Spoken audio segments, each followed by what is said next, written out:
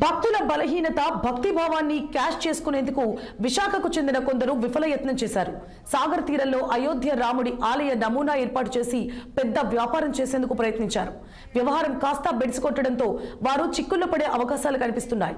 Beach రోడ్లోని park hotel సమీపంలో అయోధ్య రామ మందిరం పేరుతో నమూనా ఏర్పాటు చేసిన నిర్వాహకుల మోసంపై మరింత సమాచారాన్ని మా విశాఖ జిల్లా ప్రతినిధి కీర్తి కన్నబాబు అందిస్తారు.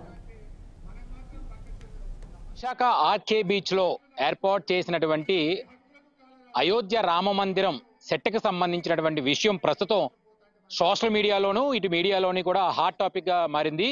అయితే ఎందుకు ఇక్కడ ఈ రామ మందిరం సంబంధించినటువంటి సెట్ పై వివాదం తలెత్తింది అనే విషయంపై ప్రస్తుతం ఈ రోజు అయితే మనం మాట్లాడుకోవడం జరుగుతుంది. అయితే మనం చూస్తున్నటువంటి సెట్ ఏదైతే ఉందో ఈ సెట్కి సంబంధించినటువంటి నిర్వాహకులు పూర్తి స్థాయిలో ఎటువంటి పర్మిషన్స్ తీసుకోకుండా ఈ నెల 23వ తారీఖున ఈ నెల 29వ తారీఖున జరగబోయే ఒక కార్యక్రమానికి భద్రాచలం రాములవారి దేవస్థానానికి సంబంధించినటువంటి పండితులు ఎవరైతే ఉన్నారో ఆ పండితులతో ఇక్కడ తీసుకొచ్చి పెద్ద ఎత్తున కళ్యాణ మహోత్సవాలు జరుపుతున్నామంటూ కూడా ప్రచారం చేశారని అయితే ఆరోపణలు అయితే తలెత్తుతున్నటువంటి ఆ పరిస్థితి మనం చూడొచ్చు. అయితే ఇక్కడ జరుగుతున్నటువంటి పరిణామాలు చూస్తే గనక నిన్న మొన్నటి వరకు కూడా ఎంతో రద్దీగా ఉన్నటువంటి ఈ రామ మందిరం సెట్ అంతా కూడా ప్రస్తుతం ఖాళీగా దర్శనమిస్తున్నటువంటి పరిస్థితి అయితే ఉంది. దీనికి కారణం ఈ రామ మందిరం తాలూకా సెట్ అంతా కూడా వివాదాస్పదంగా మారడమే. ఏదైతే నిన్నటి వరకు కూడా ఈ రామ మందిరం ఎంట్రన్స్ లోపలికి రావాలంటే 50 రూపాయలు రుసుము చెల్లించి లోపలికి రావాల్సి ఉంటుంది.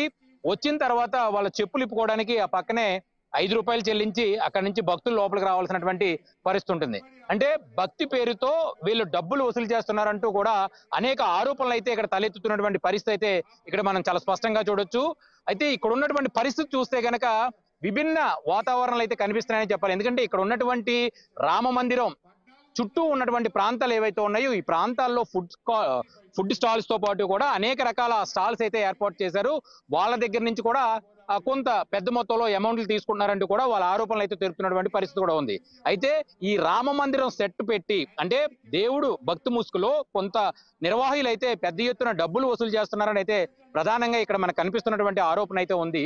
దీనికి సంబంధించి ఈ రోజు ఒక స్వామీజీ శ్రీనివాసానంద స్వామీజీతో పాటు కూడా మరికొంతమంది హిందూ పరిస్థితికి సంబంధించినటువంటి ప్రధాన నాయకులు ఎవరైతే ఉంటారో వాళ్ళందరూ కూడా ఈ రోజు ఇక్కడికి రావడం ఈ యొక్క రామ మందిరం సెటప్ చేసినటువంటి ఈ పరిసర ప్రాంతాలంతా కూడా పరిశీలించి ఇక్కడ జరుగుతున్నదంతా కూడా భక్తి ముసుగులో జరుగుతున్నటువంటి దోపిడీ అని చెప్పి ప్రధానంగా వాళ్ళ ఆరోపణ అయితే వ్యక్తం చేయడం జరిగింది. ఏదైతే ఈ నెలలో జరగబోతున్నటువంటి రామ మందిరం కళ్యాణానికి సంబంధించి భద్రాచలం దేవస్థానం నుంచి పురోహితులను తీసుకొచ్చి ఇక్కడ పెద్ద మొత్తంలో ఇక్కడ కళ్యాణం అయితే జరుపుతున్నామంటూ వీళ్ళ ఆరోపణలు అయితే ఎదుర్కొంటున్నటువంటి పరిస్థితి అయితే ఉంది.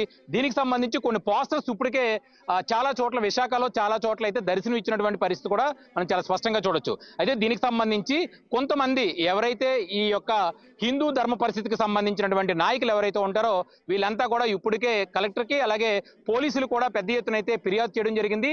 నిర్వాసితులందరినీ కూడా ఇప్పటికే పోలీసులు పిలవడం జరిగింది. వాళ్ళతో కూడా మాట్లాడి వాళ్ళందరికీ నోటీసులు ఇచ్చి అదుపులోకి తీసుకున్నట్లుగా కూడా కొంత సమాచారం అయితే అందుతున్నటువంటి పరిస్థితి ఉంది. అయితే మొదట ఇది సెట్ చూసి భక్తులంతా కూడా సంబరపడిపోయారు. రాముడిని ఈ స్థాయిలో ఎక్కడో చూడొచ్చనైతే భావించినటువంటి భక్తులకు అదే దేవాలయం కాదు ఒక పెద్ద వ్యాపార కేంద్రంగా మారిందని ఇప్పుడైతే భక్తులైతే పెద్ద ఎత్తున అయితే వాదన కూడా వినిపిస్తున్నటువంటి పరిస్థితి అయితే ఉంది. ఈ సెట్ కి సంబంధించి ప్రయాగ్రాజ్ లో మొదటగా ఈ సెట్ ని అయితే ఏర్పాటు చేశారు. ఆ తర్వాత కొద్ది రోజులు అక్కడ ప్రయాగ్రాజ్ లో కొన్ని లక్షలాది రూపాయలు కోట్లాది రూపాయలు వసూలు చేశారని అయితే ఈ హిందూ సంఘాలకు సంబంధించినటువంటి నాయకులు అయితే చెప్తున్నటువంటి పరిస్థితి అయితే ఉంది. అలాగే విశాఖ ఆర్కే బీచ్ లో గత నెల ఏర్పాటు చేసినటువంటి ఈ సెట్ ఏదైతే ఉందో ఈ సెట్ కి సంబంధించినటువంటి కొద్ది రోజులు అంటే 45 రోజులు ముందుగా పర్మిషన్ తీసుకున్నారు. ఆ తర్వాత పొడిగించడానికి కూడా కంటిన్యూషన్ చేయడానికి కొన్ని పర్మిషన్స్ తీసుకున్నట్టుగా కొంత సమాచారం అయితే అందుతుంది. ఏదైతే ప్రస్తుతం హాట్ టాపిక్ గా మారిందో ఈ యొక్క అయోధ్య రామ మందిరంలో వేసినటువంటి ఈ సెట్ కి ఈ నెల జరగబోయే కళ్యాణం ఏదైతే రాముల వారి కళ్యాణానికి సంబంధించి 2999 రూపాయలు రుసుము వసూలు చేస్తున్నారంటూ కూడా కొన్ని పోస్టర్స్ అయితే అక్కడక్కడ దర్శనం ఇచ్చినటువంటి పరిస్థితి అయితే ఉంది. అయితే ఈ కళ్యాణానికి సంబంధించినటువంటి విషయం ఏదైతే ఉందో ప్రస్తుతం ఇదే హాట్ టాపిక్ గా మారింది. ఎందుకంటే భద్రాచలంలో ఉన్నటువంటి రాముల వారి కోవెలలో పనిచేస్తున్నటువంటి ప్రధాన అర్చకులు ఎవరైతే ఉంటారో వారిని ఇక్కడికి తీసుకొచ్చి కళ్యాణం జరుపుతున్నామంటూ కూడా ఆ పోస్టర్స్ లో కొన్ని చూస్తున్నటువంటి సందర్భం చూస్తే మనకు అర్థమవుతుంది.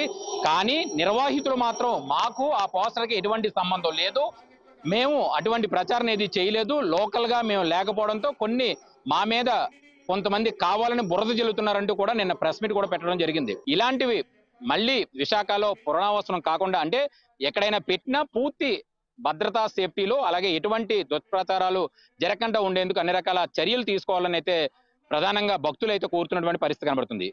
కెమెరామ్యాన్ మోహన్తో కన్నబాబు, విశాఖపట్నం, ఆర్కే బీచ్.